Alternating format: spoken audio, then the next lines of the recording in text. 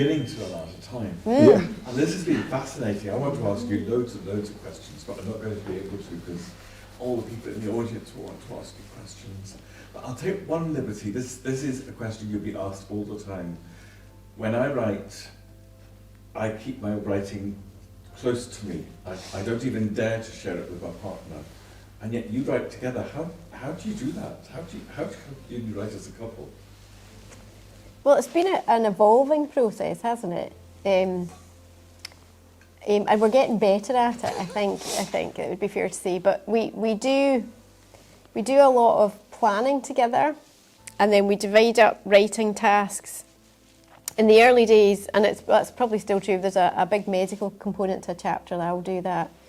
But we divide up the writing tasks, and then when we've written a chapter, we swap over and kind of read each other's work and kind of rewrite is too strong a term, but kind of rewrite each other's work so that there's a consistent voice to the novel. Yeah. And I think the reason that it works is probably because certainly in the early days we had a respect for what we were both bringing to the project. You had your years of expertise in writing, and I had the kind of historical background, and I think we both appreciated what we were bringing to the project. And also you were a very patient teacher in the early days when I was needing quite a lot of encouragement, because my problem was I had just done a history degree where you had to have references for everything that you wrote, and it had to be absolutely strictly true. You couldn't have flights of fancy, that wasn't encouraged at all. And suddenly I was supposed to be having flights of fancy, and that took a bit of training. Yeah, I think that was the main thing, was actually letting Marissa know you're supposed to make it up, you know, and you're allowed to make it up, so therefore if something pops into your head, use it.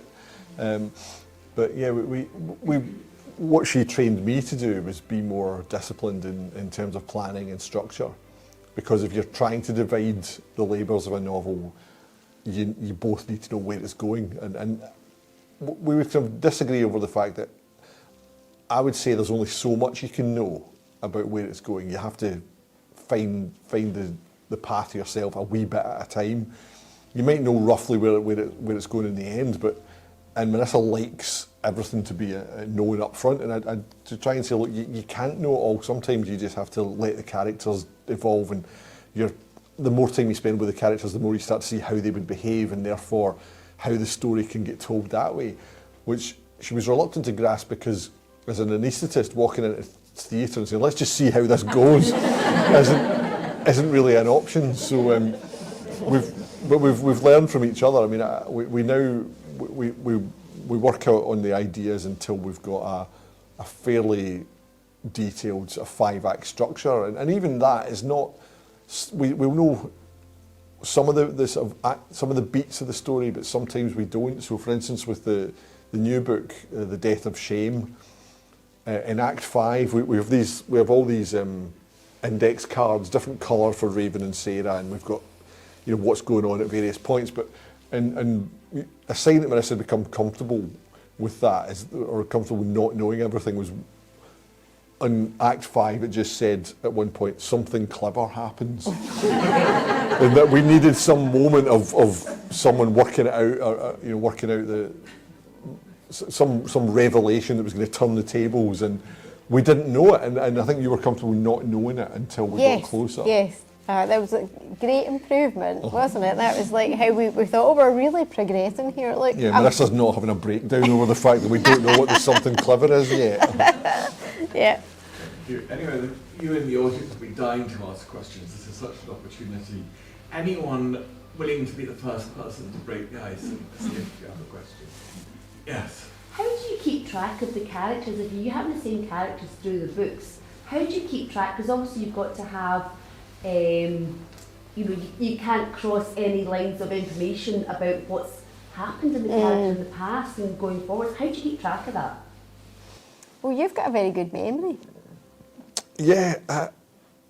Me less so, but I've got lots of notebooks that I can refer to. I think as we tell the story, we don't, we know what has happened to our characters in general. If it's something quite specific, we'll maybe just just open up the previous books on a Word document and search for that thing.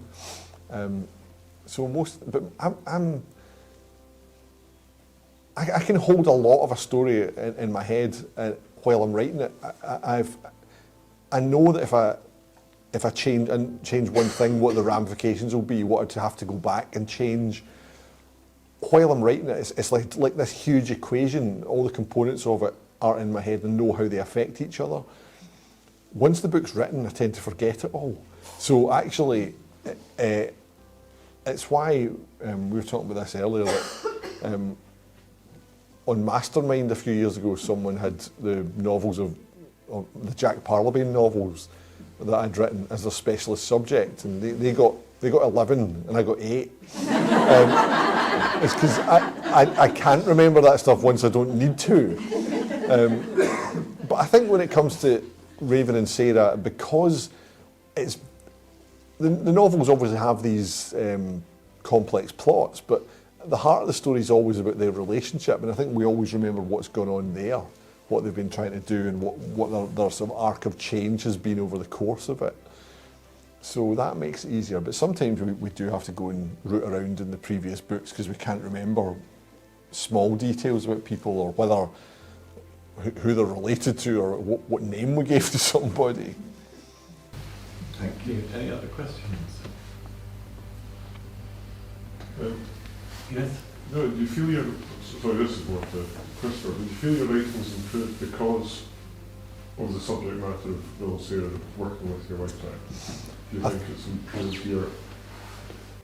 Yeah, certainly it's changed how I write, because when I write my own novels on my own, I do that in a far more structured way now, and I usually work with Marissa on developing the idea and the structure, then I go off and write it.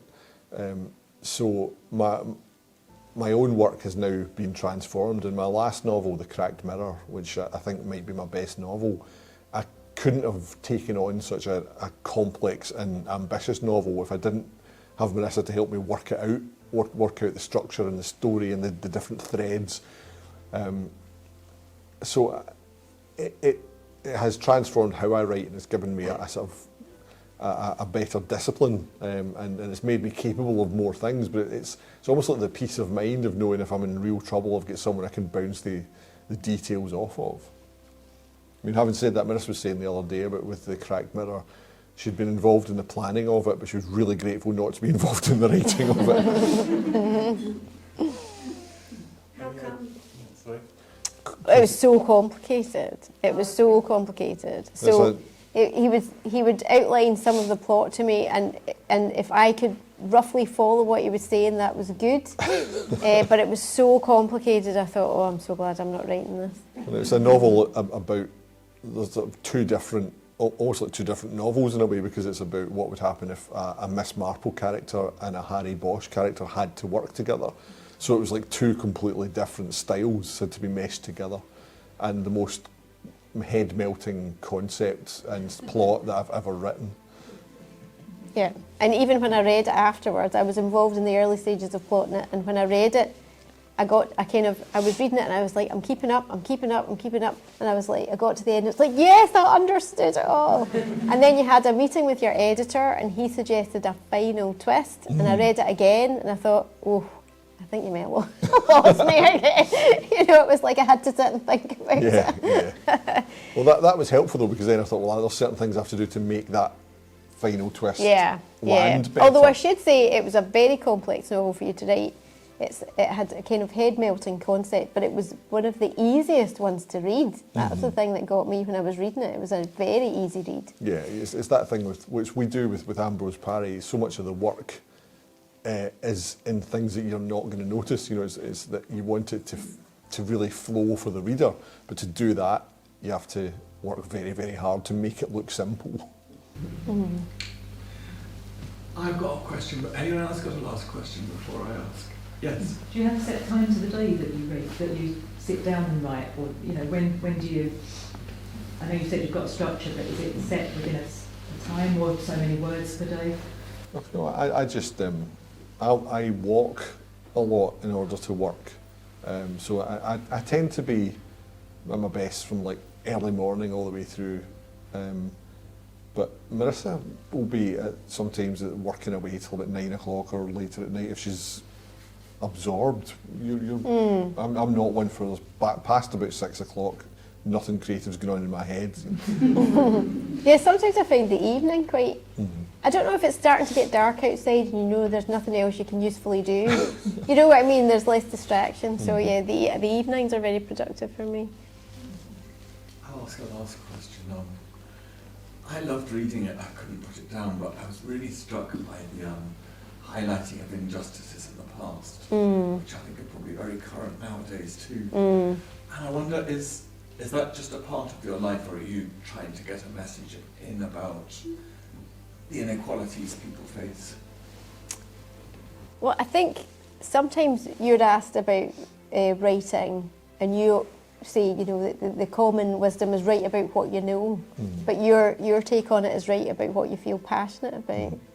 And I think sometimes it's that kind of righteous anger about something that kind of powers you on through, because writing a novel, it's a big, kind of quite complex piece of work. And I think without that kind of drive to get through it, so I think it is sometimes it's a bit of a kind of righteous anger that you want to kind of get down on the page. And it's quite therapeutic actually to write about it. I don't know, it feels as if you're doing something. So I think writing historical fiction, the two things, the sort of two sides of this, that you're always struck when you look at the past by how much has changed, and you're also struck by how much is still the same. So we've got The Death of Shame coming out this summer, and it's partly about trafficking of young women for sexual purposes, and it's based on an investigation, real crimes that were happening in London and Edinburgh in the 19th century. A very infamous series of newspaper articles that revealed all of this, and so much of it just maps onto today. And in fact, just to show to echo how you can't take the progress for granted, we were in a meeting with our producers that we've been working with for the television adaptation that we've been writing, and she was saying we're really sort of struggling to get interest from the American TV companies that had shown interest before, and it's because they're just terrified of painting a target on their back under Trump. So anything to do with women's health, women's reproductive health, etc., is out. So we can't take the progress for granted, but it's useful, or it's vital, therefore, to write about it. But just see, before we wrap up, there's one question nobody asked, and what has happened in the past if nobody asked this question? When everyone comes up afterwards, everybody asks this question and we have to answer it 30 times, which is, where does the name Ambrose Parry come from? But that's an easy one. That's an easy one. It's an easy one, but it's tedious to answer it individually to the whole audience. So let's answer it all at once. Yeah, well, it's a kind of nod to the history of medicine, because Ambrose Parry, or Ambroise Paré, was a military surgeon in the 16th century who wrote a lot about obstetrics and translated Latin textbooks into his native French so that ordinary people could read them. He was a bit of a hero of his time. It rose to become the kind of surgeon to the king, and he was a very important person. And also his name came up in the first seminar of my History of Medicine degree, and the name kind of stuck with me. And we were discussing having a pseudonym for the project. I said we should call ourselves Ambrose Parry, thinking that there was going to be some discussion about it, and you went, yeah, that's great. Thank you so much. This has been fascinating, and has been the easiest author event I've ever had to chair. Can we just say a big thanks to Chris and Marissa? It's been wonderful.